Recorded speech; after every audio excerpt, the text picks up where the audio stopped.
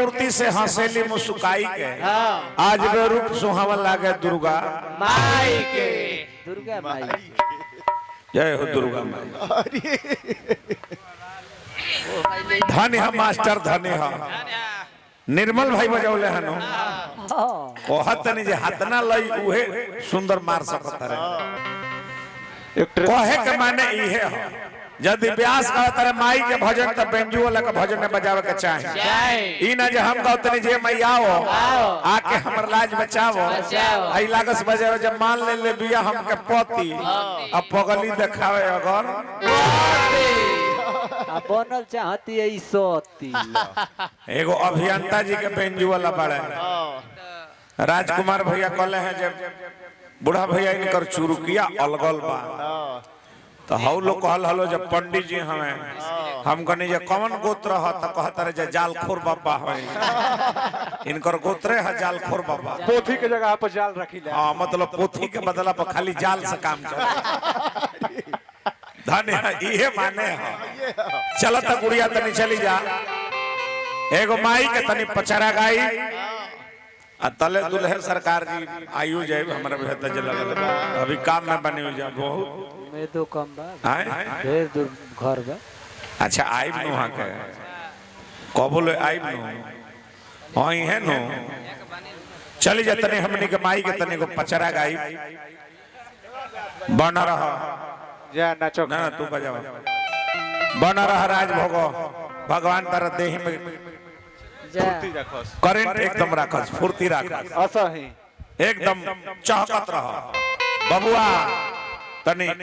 दब जालो हां एक्ट्रेस के जगह छोड़ दलो हां जी ए भाई हां मलिकार साहब कहां बने अभी बारात मलिकार जल्दी भेजी अब ए जवा कुल उदास होता ऐजा कुल नेक वाला काम अब चालू होई लगल है ए भाई तलाला तरवर मोती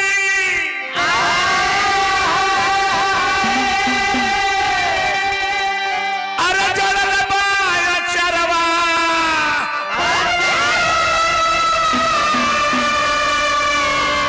ए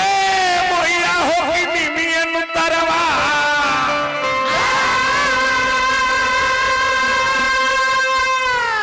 तमाई मोरी लावेली दरा बारावा हो की निमियन तरवा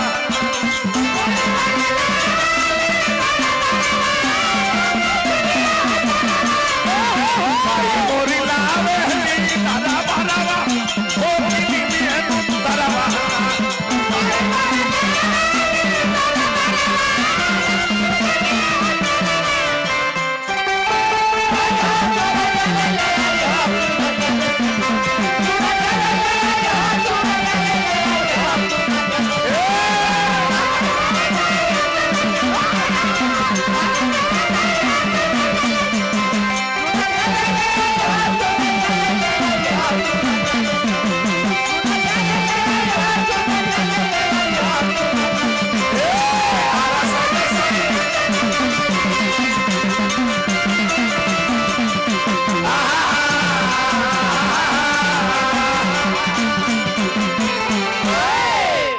परम आदरणीय हमनी के पहलवान साहब होटल मलिकार मलियाबाग के धरती से बहुत बहुत रुपए देने पुरस्कार हार्दिक हार्दिक स्वागत बा अभिनंदन बा बंदन बा नारायण जी रखे हितरी बनौले रखे सस्ता भोजन माई से बढ़ के देवी और बाप से बढ़ के देवता के होना के होना अपना माई बाप के एक लोटा पानी नहीं खाते आ दौड़ल चल जाता रहा बरहप भोला बाबा पागल थोड़े हैं भोलो बाबा कहले ई जेकर जामल है जब ओकर ना भइल ई जेकर जन्मल है जब ओकर ना भइल त ई हमार हुई ले जाओ ना पठार करे उहे ले लिए जो ले लिए उघरल बा अच्छा भोला बाबा पागल हमें का अपना माई बाप के सेवा करो ना अपना माई बाप के एको दिन बाल्टी में पानी लेके नहवावत नहीं खो देह मोल के नहवावत नहीं खो आ दौड़ल चल जाता रहा महाकुंभ में भगदड़ मचावे खातिर कहते रे सनु जे नहा लेला पनु मैं पपावा धोआ जाता अब वो पाप धोवाए माह के बाद ए जा 24 घंटा खाली पापे होता सूती बाप रे बाप लोग कहले जे सूती उठी सुतलो में पापे होता सुतलो में पापे होता महीने महीने पाप होता। भा लगले बबुआ ए माई ऐसे हम पहले जे माई बाप के सेवा करो अढ़ौल के हरवन शोभे हई माथ पर गजरवा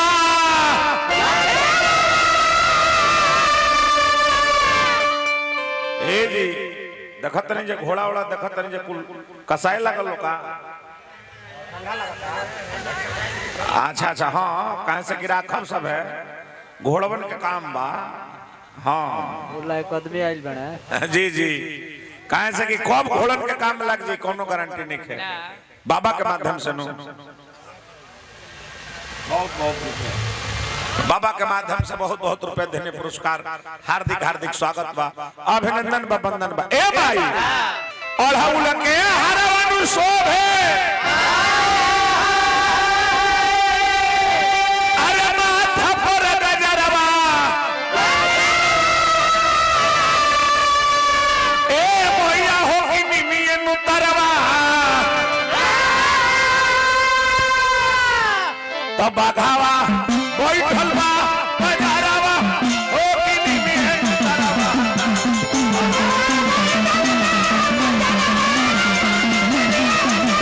बाघावा बैठल बा बजारवा हो कि निमिये नुतरवा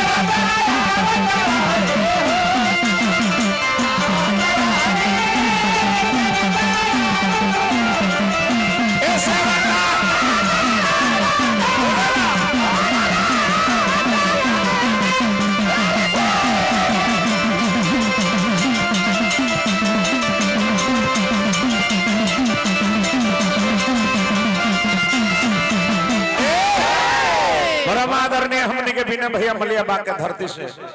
बहुत बहुत रुपए देने पुरस्कार हार्दिक हार्दिक स्वागत बा अभिनंदन बा वंदन बा गाना बजना के बहुत बड़ा लयदार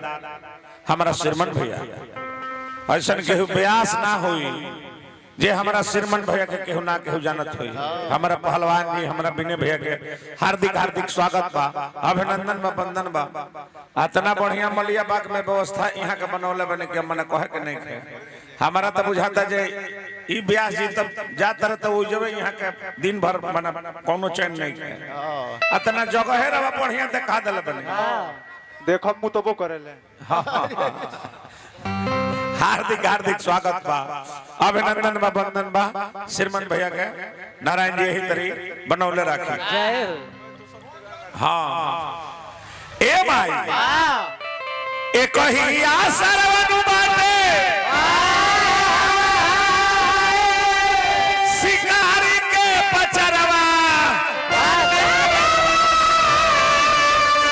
ए भैया हो कि निमिये नुतरवा तई बुढ़ावा हगावे या ठोकरवा हो कि निमिये नुतरवा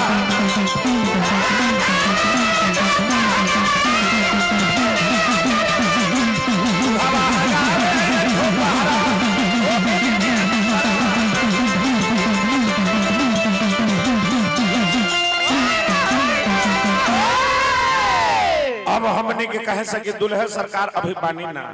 आशीर्वादी गीत गायब जब बाद में एगो पुरानका फगुआ बोल के हमने के लास्ट कर दी जाए ओकर बाद अभियंता जी गाई